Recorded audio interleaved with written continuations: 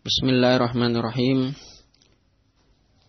Innal hamdalillah nahmaduhu wa nasta'inuhu wa nastaghfiruh wa na'udzu billahi min syururi anfusina wa min sayyiati a'malina. May yahdihillahu fala mudhillalah wa man yudlil fala hadiyalah. Asyhadu an la ilaha illallah wahdahu la syarikalah. Wa ashhadu anna Muhammadan abduhu wa rasuluh sallallahu alaihi wa ala alihi wa ashabihi wa man tabi'ahum bi ihsan ila yaumiddin. Wa qala jalla wa ala ya ayyuhalladzina amanu taqullaha haqqa tuqatih wa la tamutunna illa wa antum muslimun amma ba'd. Fa inna ashtaqal hadithi kalamullah wa khairal huda huda nabiyyina Muhammadin sallallahu alaihi wa ala alihi wa sallam wa syarrul umuri muhdatsatuha fa inna kulla muhdatsatin bid'ah wa kulla bid'atin dhalalah wa kulla dhalalatin finnar. Ikhwani wa akhwati fillah rahimani wa rahimakumullah jami'an wa barakallahu fikum. Kajian sore hari ini adalah melanjutkan bab yang sebelumnya pada kitab Al-Mulakhas fi Syarhi Kitab Tauhid. Pada bab yang akan kita bahas ini sebagai kelanjutan bab sebelumnya adalah bab ma jaa anna ba'da hadhil ummati ya'budul awthan. Bab tentang penjelasan bahwasanya ada sebagian umat ini, umat Nabi Muhammad alaihi salatu wassalam, yang menyembah berhala. Barakallahu fikum. Berdasarkan firman Allah Subhanahu wa taala surat An-Nisa. Pada pertemuan sebelumnya telah disampaikan kesesuaian bab ini dengan kitab Tauhid. Dan juga tentang makna secara global surat An-Nisa ayat ke-51. Serta kesesuaian surat An-Nisa ayat ke-51 dengan bab ini. Yakni, barakallahu fikum, bahwasanya sebagian umat ini ada yang meniru, mengikuti perbuatannya orang-orang Yahudi dan Nasrani, yang mana mereka juga menyembah berhala. Barakallahu fikum. Maka mengakhiri bab ini adalah kita membaca faedah dari bab ini. Barakallahu fikum. Berkata Asy-Syaikh Shalih Al-Fauzan hafizahullah dalam syarah kitab Tauhid ini, ma yustafadu minal ayah. Faedah yang bisa diambil dari ayat ini, yakni ayat surat An-Nisa ayat ke-51. Firman Allah Subhanahu wa taala, alam taro ilal ladzina utu nasiban minal kitab yu'minuna bil jibti wat taghut. Tidaklah engkau melihat wahai Nabi kepada orang-orang yang mereka diberi bagian dari Alkitab, yakni Yahudi diberi Taurat, orang-orang Nasara diberi Injil. Ternyata mereka yu'minuna bil jibti wat taghut, beriman kepada setan dan taghut.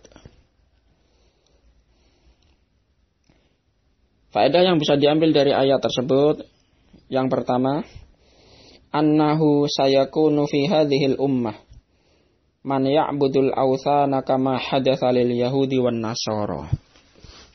Bahwasanya akan ada pada umat ini, bukan semuanya, sebagian,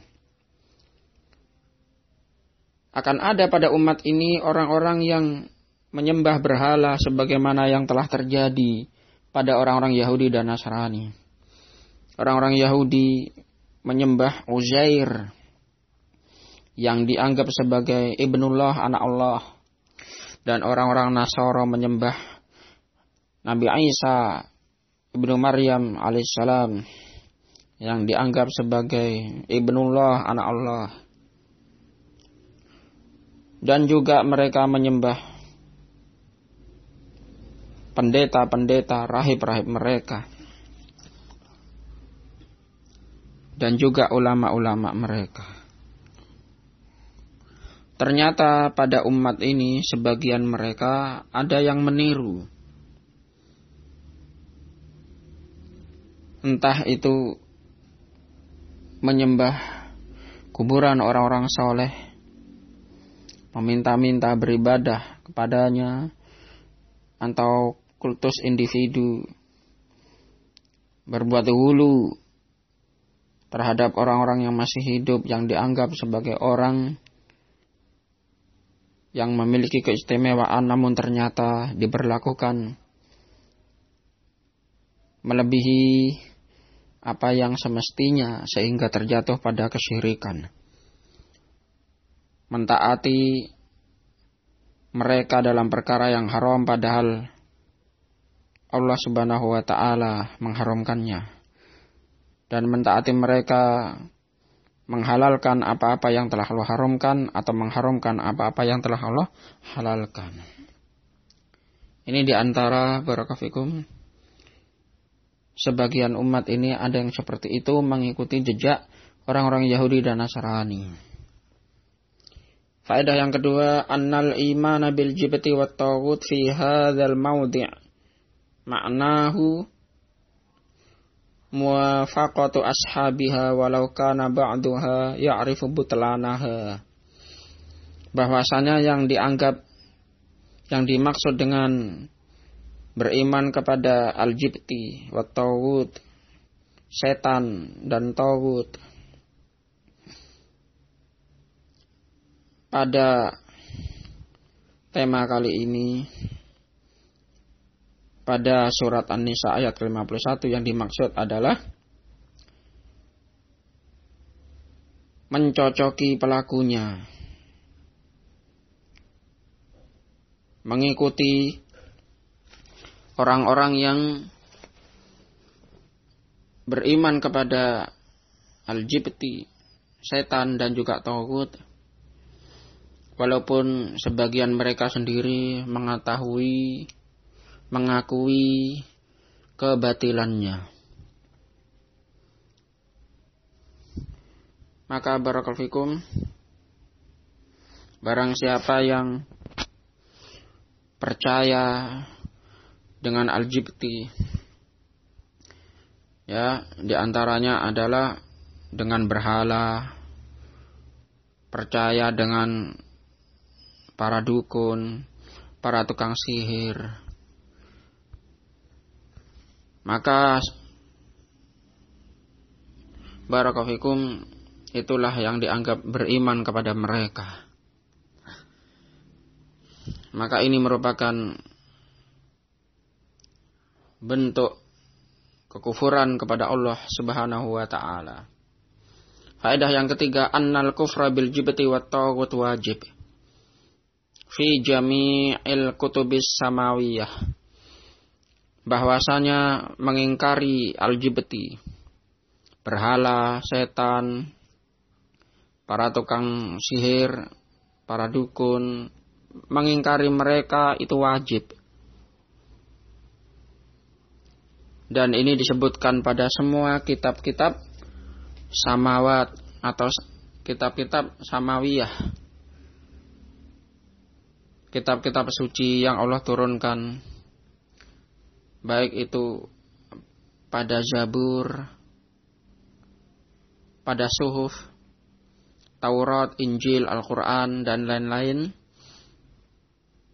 Disebutkan padanya, di dalamnya, wajibnya mengingkari al-jibti, wat taghut, dan taghut.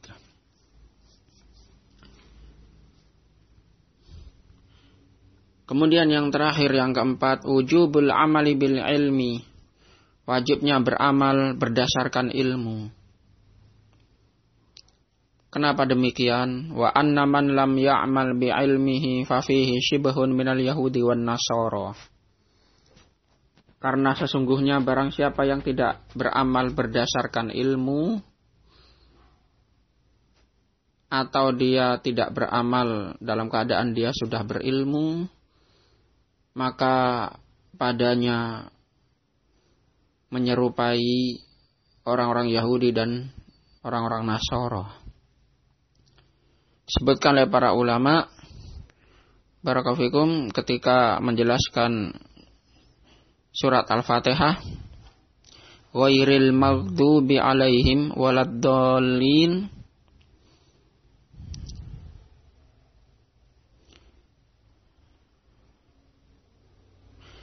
ya Allah, tunjukkanlah kami ke jalan-Mu yang lurus, jalan orang yang Engkau beri nikmat, bukan jalannya al-maghdubi alaihim, yakni orang-orang Yahudi, yang mana mereka berilmu namun tidak mau mengamalkannya, mengetahui kebatilan namun tetap mengikuti kebatilan. Waladdallin, dan janganlah ya Allah kami ikutkan seperti orang-orang yang dolin, yang sesat, yakni orang-orang Nasara, yang mana mereka ya'malu bila ilmin, beramal dengan tanpa ilmu. Orang-orang Yahudi mereka mengetahui